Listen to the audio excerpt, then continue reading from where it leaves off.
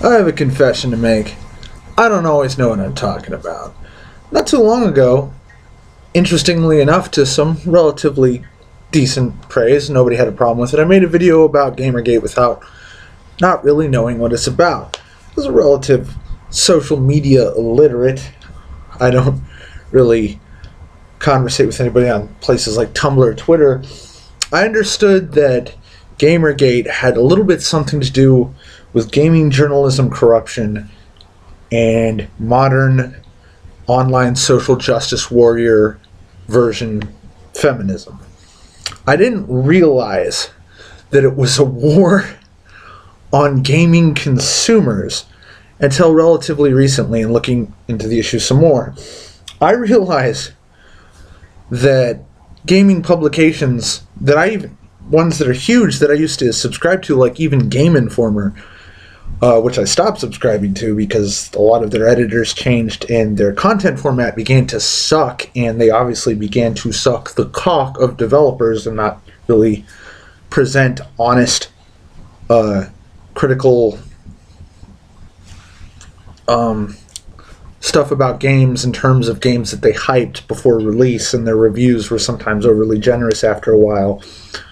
I didn't realize that even they, as well as many other mainstream companies, had picked up on this idea that games are sexist, and that gaming culture is sexist, and that anybody who refers to themselves as a gamer is not a gaming enthusiast or a gaming hobbyist or a person who spends a large portion of their free time playing video games, but it was this sexist, woman-hating, pig, neckbeard, nerd in a basement saying horrible things on a forum. That's baffling to me that idea has gained any traction, because it's an empty assertion with no fucking proof. There is a massive, massive, massive, massive amount of people in America and across the world, in Europe too, and even places I don't even know, like, in places in Asia, Japan, Indonesia, all that, are huge populations of gamers that are diverse in gender, economic strata, race, creed, religion, whatever. We gamers are not easily defined as even male, let alone any particular ideology, be it sexist or feminist or otherwise. We like to play video games. A lot of us are millennials and people a little bit older than that who grew up in the 80s, who have been playing games since they were children. I still own the very first video game I've ever owned, besides Sonic the Hedgehog 2 for Sega Genesis. I no longer own that, but I have I don't know how well you can see this. This bad boy right here is an original Pokemon Special Pikachu Edition, also called Yellow version. I still play that bad boy. That ancient-ass cartridge still works through all the abuse it's taken. That game was purchased for me when I was, I think, 10 years old. I think it came out in 1998, and I got it brand new. But I was playing a little bit of Super Nintendo and stuff, a little bit of Super Mario World and little Streets of Rage and stuff since I was a kid. And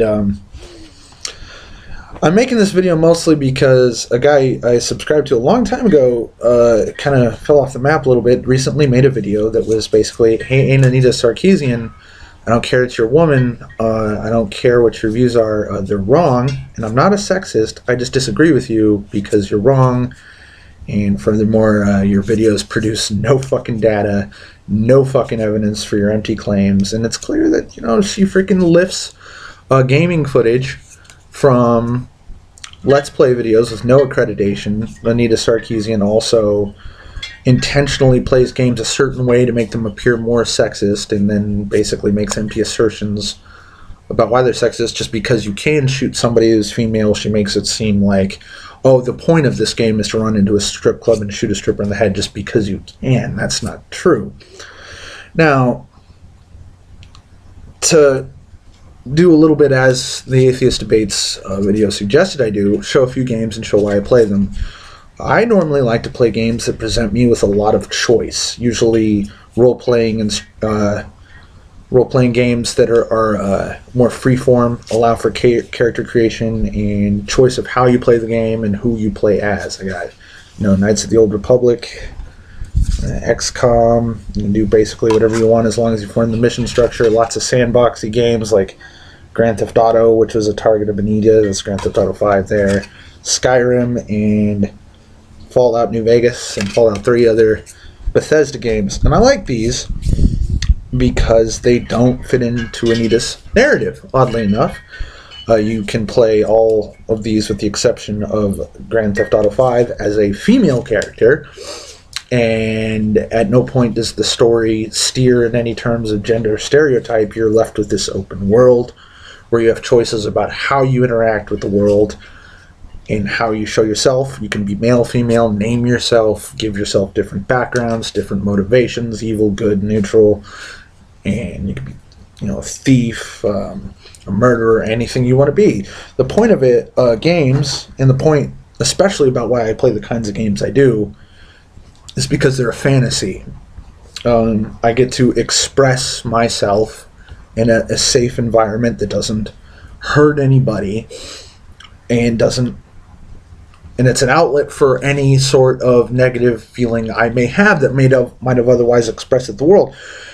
The thing that baffles me about the lawsuits that have been brought against video games and even music and film in the past, and the outrageous bullshit claims about people like Anita Sarkeesian, is that if a person were to have an emotional issue or something and needed an outlet, a video game is a place where you can cause mass destruction and have this very, I don't know if the word's cathartic or just Schadenfreude type expression of yourself in a safe environment rather than hurting another person or yelling at somebody else. I can go on a game like Fallout, and if I felt like it, just walk into a town and kill everybody. But the point is that it's a video game. And just because I can do that in the video game, not only does not have any fucking correlation or causation is into me somehow performing a likewise behavior in real life, but it actually would go towards preventing a negative behavior in real life, because I would be going into this artificial virtual environment, working through those emotions, having a cathartic reaction and involvement in the game, and then that's an outlet. I release those feelings in a safe environment. This is the same reason people play and compose music or do film or write books. It's so fucking vacuous and stupid and misleading. And the fact that we are a rapidly progressing, socially progressive society in America, we want to be inclusive. We want to stop bigotry and prejudice. And as such, we are far too quick as liberals to clap and show automatic, prejudiced, ironically, a response to a person who is acting like a proponent of equality and justice. That is not what Anita Sarkeesian is. She's a con artist, a fraud, and a sensationalist. She's no better than the Nancy Graces and the Fox Newses of the world, blithering about made-up bullshit to get attention and to tap into this apparent... I probably shouldn't even go there. I don't even know how to explain what makes a radical feminist a radical feminist.